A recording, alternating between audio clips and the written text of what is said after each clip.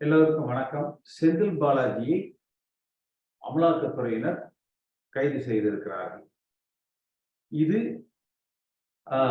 என்ன மாதிரியான ஒரு அரசியல் தாக்கத்தை தமிழகத்தில் ஏற்படுத்த போகிறது? குறிப்பாக வருகிற நாடாளுமன்ற தேர்தல். இந்த செந்தில் பாலாஜி மீது அமலாக்கத்துறை பதிவு செய்திருக்கிற வழக்கு என்பது அதிமுக ஆட்சி காலத்துல அம்மா அவர்கள் அமைச்சரவையில செந்தில் பாலாஜி அமைச்சராக இருந்தபோது 2013 டு 2014 அந்த காலகட்டங்களில் நடந்ததாக இருந்த வழக்கு. இது அம்மா அவர்களது கவனத்துக்கு வந்த உடனேயே அவர் அமைச்சரவையிலிருந்து நீக்கப்பட்டு விட்டார். ஆனா இன்று நீங்க யோசிச்சு பார்த்தீங்கன்னா, திரு ஸ்டாலின் அவர்கள் இப்படி ஒரு குற்றச்சாட்டு பதிவானதற்கு பிறகும், அவர் கைது செய்யப்பட்டதற்கு பிறகும் அவர் அமைச்சராக தொடருவார், இலாக்கா இல்லாத அமைச்சராக தொடருவார் என்றுதான் திரு ஸ்டாலின் அவர்கள் முடிவெடுத்திருக்கிறார். ஒன்று. அடுத்து இந்த வழக்கை பதிவு செய்தது திரு எடப்பாடி பழனிசாமி அவர்கள் முதலமைச்சராக இருந்த பொழுது, அந்த உட்கட்சி பிரச்சனைகள்ல அந்த தினகரனோடு அவர் ஆதரவாக சென்றதற்கு பிறகு அந்த 18 எம்எல்ஏக்கள் தகுதி நீக்கம் செய்கிற அந்த காலகட்டத்துல செந்தில் பாலாஜி மீது இதற்குரிய அந்த சார்ஜ் ஷீட் குற்றப்பத்திரிகையை தாக்கல் செய்கிறார். அதற்காகவே அவர் ஈஸ்வரமூர்த்தி என்கிற அன்று ஐஜி அந்தஸ்துல இருந்தவரை உளவுத்துறையிலிருந்து சென்னை சிட்டி கிரைம் பிரான்ச்ல சென்னைக்கு அவரை அந்த சிசிபிக்கு பொறுப்பாக நியமித்து அவரது மேற்பார்வையில இந்த சார்ஜ் ஷீட் குற்றப்பத்திரிகை என்பது தாக்கல் செய்யப்படுகிறது. அதாவது மூச்சுக்கு 300 முறை அம்மாவின் அரசு என்று சொல்லுகிற எடப்பாடி பழனிசாமி, அம்மா முதலமைச்சராக இருக்கிற பொழுது ஒரு அமைச்சர் தவறு செய்திருக்கிறார் என்று அந்த அமைச்சர் மீது எடப்பாடி பழனிசாமி அவர்களே அந்த குற்றப்பத்திரிகையை தாக்கல் செய்கிறார். திரும்ப செந்தில் பாலாஜி அதிமுக சேர வேண்டும் என்றுதான் வந்தார் தினகரனிலிருந்து. ஆனா எடப்பாடி பழனிசாமி அவரை சேற்றுக்கொள்ள தயாராக இல்லை. இவர் ஒரு போட்டியாளராக இருப்பார், கொங்கு மண்டலத்தில் எடப்பாடி பழனிசாமிக்கு எதிராக உள்கட்சி அரசியல் செய்வார் என்று அவரை சேர்க்க மறுத்தார். வேற வழி இல்லாம அவர் திமுக போய் சேர்ந்தார். ஏன்னா அந்த காலகட்டத்தில் அவர் அதிமுக சேர வருகிறது, பேச்சுவார்த்தை நடப்பது எல்லாமே எனக்கு தெரியும். இது போலதான் இந்த வழக்கு பதியப்பட்டது. இது போலதான் இந்த வழக்கு பதியப்பட்டது. ஆனால் இந்த வழக்கு பதியப்பட்ட உடனே செந்தில் பாலாஜி அமைச்சராக இருந்த காலகட்டத்துல விசாரணைக்கு எடுத்து நீதிமன்றம் மூலமாக அந்த ட்ரையல் அப்போ நடத்தி சாட்சியங்களை விசாரித்து தான் நிரபராதி என்று நிரூபித்து வெளியில வந்திருக்கலாம். மாறாக அவர் என்ன செஞ்சிட்டாருன்னா, அந்த குற்றச்சாட்டு சொன்னவர்களுக்கு அந்த பணத்தை நான் திருப்பி கொடுத்துட்டேன் என்று தான் லஞ்சம் வாங்கியது உண்மை என்று இவர் சென்னை உயர்நீதிமன்றத்துல பதிவு செய்தார். அந்த லஞ்சம் கொடுத்தவங்களும் ஆமா நாங்க இவர்கிட்ட கொடுத்தது உண்மை, இப்ப திருப்பி கொடுத்துட்டார் என்று அந்த வழக்கை வாபஸ் வாங்க சொல்றாங்க. அதுல சில அந்த ஊழலுக்கு எதிரான அமைப்புகள் அல்லது அதுல 1-2 பேர் எல்லோரும் சேர்ந்து இதை அதனுடைய பின்னணியில அரசியல் இருக்கும், திமுக அதிமுக என்கிற அரசியல் இருக்கும். இது உச்ச நீதிமன்றத்துக்கு எடுத்துட்டு போறாங்க. உச்ச நீதிமன்றத்துல செந்தில் பாலாஜி அவர்களுக்கு எதிராக அந்த தீர்ப்பு, இது ஊழல் வழக்கு என்கிற காரணத்தினால் அந்த கொடுக்கல் வாங்கல் தகராறுகளை போல வாங்கியவரும் கொடுத்தவரும் ஏற்றுக்கொண்டால் அந்த வழக்கை முடித்து வைக்க முடியாது. இது என்போர்ஸ்மெண்ட் டைரக்டரேட்டுக்கும் விசாரிக்கிற உரிமை இருக்கிறது. ஏன்னா இதற்கிடையில அந்த என்போர்ஸ்மெண்ட் டைரக்டரேட் அமலாக்கத்துறை அந்த வழக்கை பதிவு செய்து விசாரணைக்கு அழைத்தார்கள். செந்தில் பாலாஜி விசாரணைக்கு ஆஜராகல. அப்ப அதற்கும் சேர்த்து இந்த அமலாக்கத்துறையினுடைய வழக்கையும் சேர்த்து அவர்கள் இதை விசாரிப்பதற்கு அனுமதி அளிக்கிறார். அது அந்த தீர்ப்பு இன்றைக்கு 2 மாதங்கள் ஆகுது, ஒரு மாசம் ஆகுது. அந்த தீர்ப்பு வந்த பொழுதே தெரியும் செந்தில் பாலாஜி கைது செய்யப்படுவார். இது சென்னை உயர்நீதிமன்றத்துல செந்தில் பாலாஜி இந்த வழக்கை முடித்து வைத்த அன்றைக்கு 2021 நான் நியூஸ் 7 தொலைக்காட்சியில விவாதத்துல நான் சொன்னேன், ஒரு மிகப்பெரிய தவறை செந்தில் பாலாஜி செய்திருக்கிறார். ஆட்சி அதிகாரத்தில் இருக்கிறோம் என்பதற்காக சட்டம் தான் நினைத்தபடியெல்லாம் வளைத்து விட முடியும் என்று நினைக்கிறார். இது உச்ச நீதிமன்றத்தில் நிற்காது. நிச்சயமாக இவருக்கு எதிரான தீர்ப்பு வருவதற்கு வாய்ப்புகள் இருக்கு என்றுதான் நான் என்னுடைய கருத்தை சொன்னேன். ஆனால் இவர் அதிகாரம் இருக்கிறதுனால அதுல வென்று விடலாம் என்று நினைத்தார். இன்றைக்கு அந்த சிக்கல். ஆனா இதுல இன்று பார்த்தீங்கன்னா ஒரு அமைச்சர் மீது இந்தியாவில் ப. சிதம்பரம் அவர்தான் இந்த அமலாக்கத்துறைக்கு உண்டான அந்த வழக்குக்கு உண்டான அந்த விதிகளையே உருவாக்காமலே திரு சிதம்பரம் தான். அவரே இந்த வழக்குல கைதாகி இருந்தார். இது போல பல பேர் கைதாகியிருக்கிறார். இவர் அந்த வழக்கை எதிர்கொண்டு இருக்கலாம். ஒரு அரசியல் இருக்கிறவங்க இதுக்கெல்லாம் பயப்பட்டா அரசியலே செய்ய முடியாது. இந்த வழக்கை எதிர்கொண்டு இருக்கலாம். மாறாக இந்த வழக்குக்கு பயந்து தனக்கு உடல்நிலை சரியில்லை, ஒருவேளை உடல்நிலை சரியில்லைங்கிறது உண்மையாக கூட இருக்கலாம். ஆனால் இந்த நிகழ்வுகள் எல்லாம் பார்த்தீங்கன்னா ஒரு நடுநிலையாளர்கள் மத்தியில ஒரு மிகப்பெரிய அதிருப்தியை இன்றைக்கு உருவாக்கி இருக்கிறது. பாரதிய ஜனதா கட்சி இதுல தெரிவிக்கிற ஒரு சமிக்கைகள் என்னன்னா, இது செந்தில் பாலாஜிக்கு வைக்கப்பட்ட குறி அல்ல. இதன் மூலமாக திமுக தலைமைக்கு மட்டுமில்ல, அண்ணா திமுகவுல எடப்பாடி பழனிசாமி அன்புவுக்கு கொடுக்கிற செய்தி. ஏன்னா இப்ப இப்படி ஒரு சூழ்நிலை பாருங்களேன். அம்மா அவர்கள் மறைந்ததற்கு பிறகு இந்த கட்சி இந்த அம்மா அந்த சசிகலா வெளியேற்ற பிறகு 2011 அப்புறம் இந்த கட்சி நிதி என்று வசூலிக்கிற தொகைகள் எல்லாமே எடப்பாடி பழனிசாமி அவர்கள் வசம் தான் ஒப்படைக்கப்பட்டது.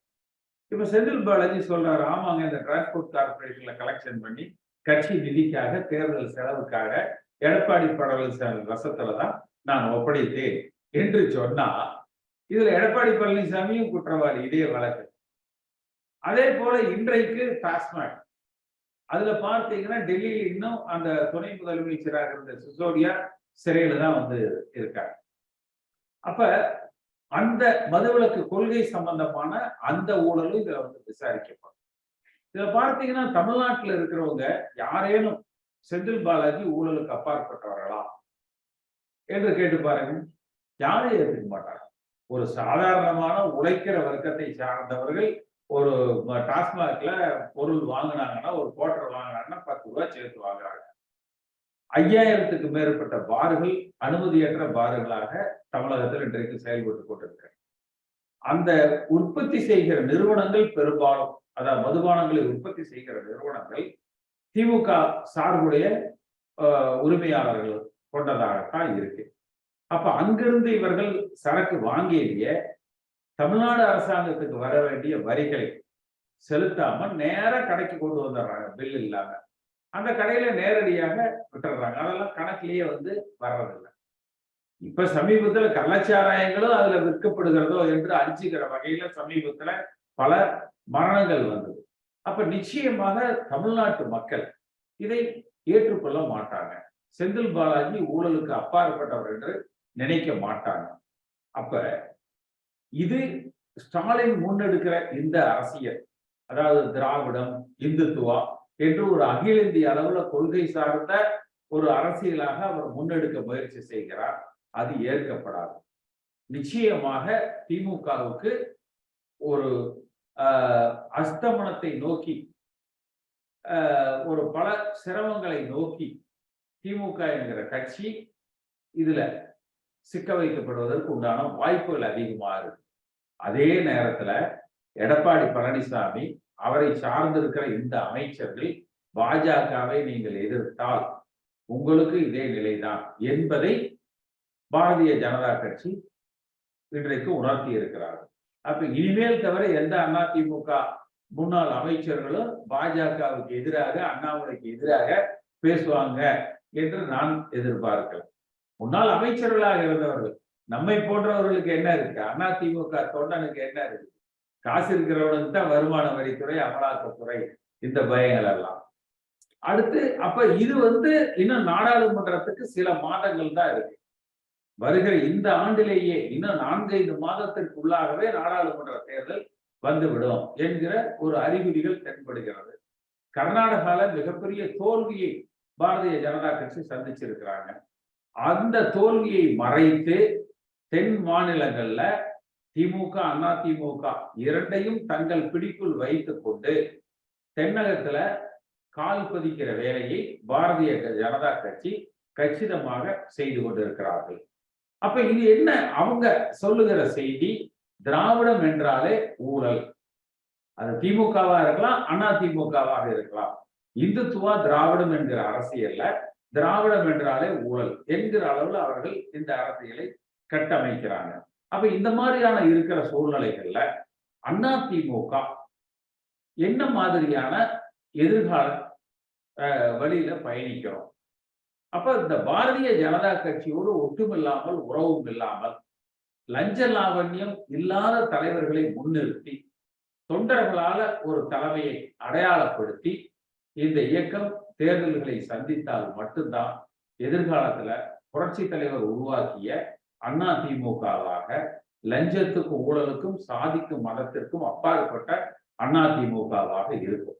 அதை நாம் செய்ய தவறினால் நிச்சயமாக பாரதிய ஜனதா கட்சிக்கு அடிமைப்பட்ட அதிமுகவாக மட்டுமே இந்த முன்னாள் அமைச்சர்கள் தங்களை பாதுகாத்துக் கொள்ளுகிற ஒரு இயக்கமாக மட்டுமே இது சுருக்கப்பட்டு விடும். இரண்டாவது, ஒரு ஊழல் மிகுந்த கட்சி என்கிற முத்திரையும் பாரதிய ஜனதா கட்சியால அதிமுகவும் குத்தப்படுது. ஏன்னா திமுகவை நாடாளுமன்ற தேர்தலுக்கு முன்பு அளிப்பார்கள், அதிமுகவை நாடாளுமன்ற தேர்தல் முடித்து அடுத்த சட்டமன்ற தேர்தலுக்கு முன்பாக அளிக்கிற முயற்சியில ஈடுபடுவாங்க. அதாவது அந்த குடிசை மாற்று வாரியத்துல வீடு கட்டினது ஊழல் அப்படின்னு சட்டமன்றத்துல பேசி நடவடிக்கை எடுப்போம் அப்படின்னு சொல்லி சொன்னாங்க ஓபிஎஸ் மேல. ஆனா இன்றைக்கு வரைக்கும் ஏதாவது நடவடிக்கை எடுத்தாங்களா? என்ன எடுக்கல. அதே கம்பெனிக்கு இப்ப அடிஷனலா கான்ட்ராக்டுங்க கொடுத்திருக்கிறாங்க. அடுத்து வேலுமணி மீது நடவடிக்கை எடுக்கலாம்னு சொல்லி சென்னை உயர்நீதிமன்றத்துல தலைமை நீதிபதி அமர்வுல நடவடிக்கை எடுக்க சொல்லி அனுமதி கொடுக்கிறாங்க. ஆனால் எந்த நடவடிக்கையும் எடுக்கப்படல. அப்ப இவர்களை பொறுத்த வரைக்கும், அதாவது பாஜகவுக்கு அடிமையாக இருக்கிறாங்க, திமுகவுக்கு அடிமையாக இருக்கிறாங்க. அதிமுக என்கிற அரசியல் கட்சி இன்றைக்கு திமுகவிடத்திலும் பாஜகவிடத்திலும் அடகு வைக்கப்பட்டு இந்த ஒரு 30 முன்னாள் அமைச்சர்கள் பாதுகாக்கப்பட்டால் போதும் என்கிற அளவுக்கு அது சுருக்கிடுச்சு. இப்ப இன்றைக்கு இந்த 2 நாளா செந்தில் பாலாஜி விவகாரத்துல பேசுற திமுக காரங்க கூட என்ன பேசுறாங்க? இது அதிமுகவுக்கு வைக்கப்பட்ட குறி. அதிமுகவை மிரட்டுவதற்காக செந்தில் பாலாஜிய இந்த கைது நடவடிக்கைகள் நடக்குது. அதிமுகவுக்கு இந்த பாதகம் வரும், அவங்களையும் பாதுகாக்கிறதுக்கு தான் நாங்க பேசுறோம் என்று திராவிடம் இந்துத்துவா என்கிற சித்தாந்த அரசியலை அவர்கள் கட்டமைக்கிறாங்க. அப்ப அந்த வாக்கு வங்கி திராவிடத்தை ஆதரிக்கிறவர்கள் திமுக பக்கமோ, அந்த திமுகவை கடுமையாக எதிர்ப்பவர்கள் பாஜக பக்கமோ சென்று விடுவாங்க. பாஜகவை எதிர்க்கிறவர்கள் திமுக பக்கம் போயிடுவாங்க. அப்ப அதிமுக தன்னுடைய அடையாளத்தை இழந்துட்டு வருது. இதைத்தான் 2018 இருந்து நான் சொல்லிட்டு இருக்கேன். நம்ம ரெண்டையும் எதிர்த்தடிக்கணும். மோடியா கேடியான்னு நாடாளுமன்றத்துல அம்மா கேட்டாங்க, சட்டமன்றத்துல திமுகவை ஆட்சிக்கு வர விடமாட்டோம், தனித்து நின்று நாங்கள் ஆட்சி அமைப்போம்னு எதிர்த்து நின்றாங்க. அப்ப திமுகவையும் நாம் எதிர்த்து அரசியல் செய்யணும், களத்துல இறங்கணும். அதே போல பாஜகவையும் எதிர்த்து அரசியல் செய்யணும். அப்படி செய்தால் மட்டும்தான் நம்ம களத்துல வந்து நிக்க முடியும். நம்ம என்ன செய்யறோம்? நம்ம செய்ய தவறுகிறதுனால அண்ணாமலை செய்வது பெருசாக பேசப்படுகிறது.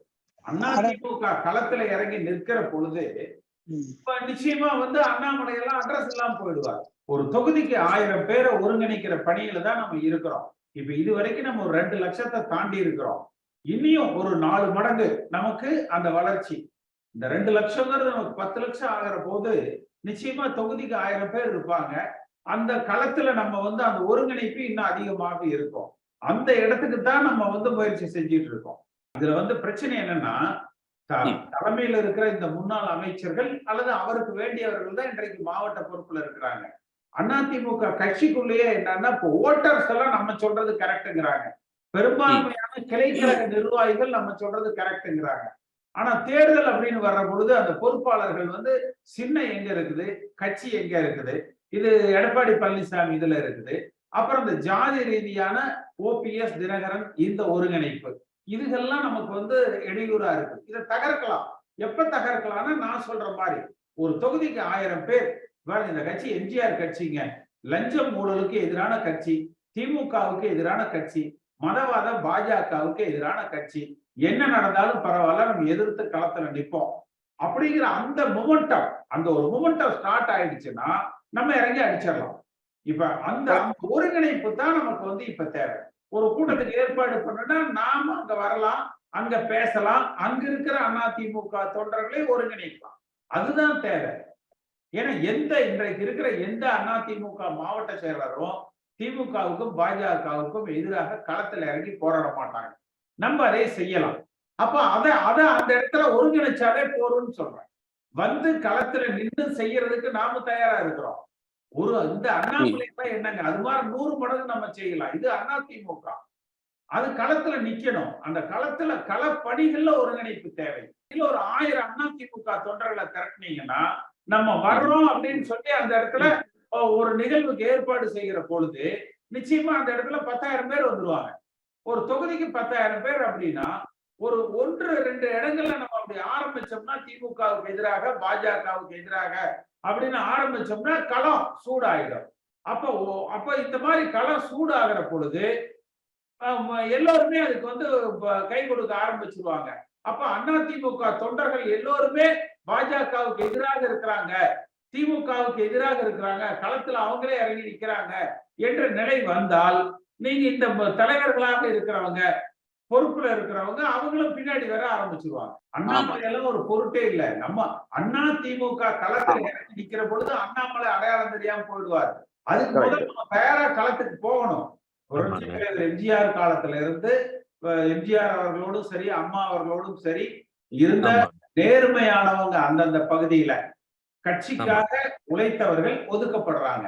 இன்னைக்கு வந்து கான்ட்ராக்டர், கமிஷன் ஏஜென்ட் இவங்களுக்கு வசதியானவங்களை முன்னால நிறுத்திட்டு கட்சி செயல்படுறாங்க. அப்ப இதற்கு முன்பு உழைத்தவர்கள், இந்த கட்சிக்கு தூணாக அரணாக நின்றவர்கள் பார்த்தீங்கன்னா அவமானப்படுத்தப்படுறாங்க, புறக்கணிக்கப்படுறாங்க. அப்ப அவங்க வேற வழி இல்லாம ஒதுங்கி நின்று வேடிக்கை பார்க்கிறாங்க. இந்த இடத்துலதான் இந்த இயக்கம் வந்து இன்றைக்கு பலகீனமாயிருக்கு. ஓபிஎஸ் வரணுமா, இபிஎஸ் வரணுமான்னு யார் முடிவெடுப்பாங்கன்னு கேட்டீங்கன்னா பாஜக முடிவெடுப்பாங்க. அப்ப பாஜக என்ன நினைக்குது, 2-3 கூறுகளா, ஓபிஎஸ் தனியா, தினகரன் தனியா, சசிகலா தனியா, எடப்பாடி தனியா, விட்டு நறுக்கி வலிமையா இருக்கிற அதிமுகவை சிதறடிக்கணுங்கிறதா. அப்ப இந்த இடத்துலதான் தொண்டர்கள் இவங்க எல்லாரையும் ஒதுக்கிட்டு எல்லா தொண்டர்களும் ஒன்னா இறங்கி களத்துல நின்னோம்னாலே உங்களுக்கு அந்த கவனம் நம்ம பக்கம் வந்துடும், கட்சி வலிமையாயிடும். மத்தியில பாரதிய ஜனதா கட்சி ஆளுங்கட்சியா இருக்கிற வரைக்கும் இபிஎஸ்ஓ ஓபிஎஸ்ஓ பாஜகவை எதிர்த்து நிக்க மாட்டாங்க. இவங்க பாஜகவுக்கு அடிமைகளாக அவங்க உத்தரவுக்கு கட்டுப்பட்டு செய்யறவங்களாகத்தான் இருப்பாங்க. இதெல்லாம் வெளியில வேஷம். அதாவது எடப்பாடி பழனிசாமி எதிர்க்க நினைக்கிறார் அப்படிங்கறதெல்லாம் வந்து வேஷம். அல்லது ஓபிஎஸ் எதிர்த்துருவார், இதெல்லாம் வேஷம். ஓபிஎஸ், இபிஎஸ், சசிகலா, தினகரன் இன்னைக்கு இருக்கிற இந்த எல்லா முன்னாள் அமைச்சர்களுமே பாஜகவுக்கு அடிமைகளாகத்தான் இருக்கிறாங்க. இதுல மாற்று கருத்து கிடையாது. திமுகவோட மறைமுக ஒப்பந்தத்துலதான் இருக்கிறாங்க. இந்த கட்சி பாதுகாக்கப்பட வேண்டும் என்றால் இவங்களை எல்லாம் நம்ம புறக்கணிக்க வேணாம், கொஞ்சம் ஓரமா விட்டுட்டு மிச்சம் இருக்கிறவங்க எல்லாரும் ஒருங்கிணைஞ்சு, இது வந்து ஓபிஎஸ் பார்த்து நம்ம கட்சிக்கு வரல, இபிஎஸ் பார்த்து கட்சிக்கு வரல, புரட்சி தலைவர் எம்ஜிஆரை பார்த்து கட்சிக்கு வந்தவங்க, அம்மாவை பார்த்து கட்சிக்கு வந்தவங்க எல்லோரும் ஓர் அணியில நாங்கள் தொண்டர்களால தலைமை எடுப்போம், எங்களுக்கு சாதி இல்ல, மதம் இல்ல, லஞ்சத்துக்கு ஊழலுக்கு அப்பாற்பட்ட இயக்கமாக அதிமுக வழிநடத்தப்படும் என்று களத்துக்கு வர்ற பொழுது, வலிமையான அதிமுக கண்ணுக்கு தெரிகிற பொழுது இவங்க எல்லாருமே கூட வந்து நின்றுவாங்க. இவங்களையும் நான் புறக்கணிக்கணும்னு சொல்லல, எல்லாரையும் ஒருங்கிணைக்கணும். அந்த ஒருங்கிணைப்பு எப்படி சாத்தியம்? இந்த மாதிரி செய்யறதுதான் அது வந்து சாத்தியம். ஜார்ஜ் அணி பிரிஞ்ச பொழுது அன்னைக்கு வந்து அந்த 3வது நபர் தலையீடு இல்லை. ஆனா இன்னைக்கு பாஜகங்கிற அந்த தலையீடு 2 பக்கம் உசுப்பேத்தி விட்டு அதிமுகவை பிளக்கிறதுல குறியா இருக்கிறாங்க. அந்த பிளவு மூலமா அவங்கள வளர்த்துக்கணும்னு நினைக்கிறாங்க. அதுதான் அன்றைக்கு ஜார்ஜே பிரிஞ்ச பொழுது நாங்கெல்லாம் தான், அன்னைக்கு நான் சட்டமன்ற உறுப்பினர், நாங்கெல்லாம் தான் சேர்ந்து அதை ஒன்றிணைச்சோம். இன்றைக்கும் ஒன்றிணைக்கலாம். இப்ப இதுக்கு முன்னாடி ஓபிஎஸ் இபிஎஸ் அந்த அணிகள் இணைப்பே நான் தானே பண்ணேன். எல்லாரோடும் நம்ம தொடர்புல இருந்துகிட்டு இருக்கிறோம், எல்லாரையும் ஒருங்கிணைச்சுக்கிட்டு இருக்கிறோம். அது இந்த மாதிரி அது ஓவர் நைட்ல, அதாவது இந்த நீர்க்குமிழின்னு சொல்லுவாங்கல்ல, திடீர்னு முளைக்கிறது திடீர்னு காணாம போயிடும். நம்ம நிரந்தரமா நின்று அடிக்கிறோம். இந்த கட்சியை ஒன்றுபடுத்துகிற முயற்சியில இருக்கிறோம். நம்ம அதை செய்வோம். நான் எம்பி ஆகணுங்கிறது முக்கியம் இல்ல. அதிமுக கட்சி மீண்டும் ஆளுகிற கட்சியா வரணும். ஒன்றிணைந்த அதிமுகவை நம்ம உருவாக்கணும். அதை நோக்கித்தான் நம்ம பயணிச்சுட்டு இருக்கோம். இப்ப நான் எம்பி ஆகிறதுக்கு இதெல்லாம் பண்றோம். அது இல்ல அப்படின்னா ஏதோ ஒரு இதுல போய் சேர்ந்து எம்பி ஆயிட்டு போலாம்ல. ஒரு 10 லட்சம் அதிமுக தொண்டர்களை கட்டமைத்து நிச்சயமாக அதிமுக வாக்கு வங்கியை ஒன்றுபட்ட அதிமுகவை சாதி, மதம், லஞ்சம், ஊழல் இதற்கு அப்பாற்பட்ட அதிமுகவாக தொண்டர்களால தேர்ந்தெடுக்கப்படுகிற தலைமை பாஜகவையும் திமுகவையும் ஒரு சேர எதிர்த்து நின்று வெற்றி பெறுகிற வலிமையான அதிமுகவை உருவாக்குகிற முயற்சியில நம்ம செய்வோம். என்னுடைய மனப்பூர்வமான நன்றிகள். இந்த காணொலியை காணும் தமிழ் உள்ளங்களுக்கு ஒரு அன்பான வேண்டுகோள். சேனலை சப்ஸ்கிரைப் பண்ணிட்டீங்களா? பண்ணலனா மறக்காம சப்ஸ்கிரைப் பண்ணுங்க. சப்ஸ்கிரைப் பட்டனையும் பெல் ஐக்கனையும் உடனடியாக கிளிக் பண்ணுங்க. உங்கள் அன்பும் ஆதரவும் என்றைக்கும் எங்களுக்கு தேவை. நன்றி.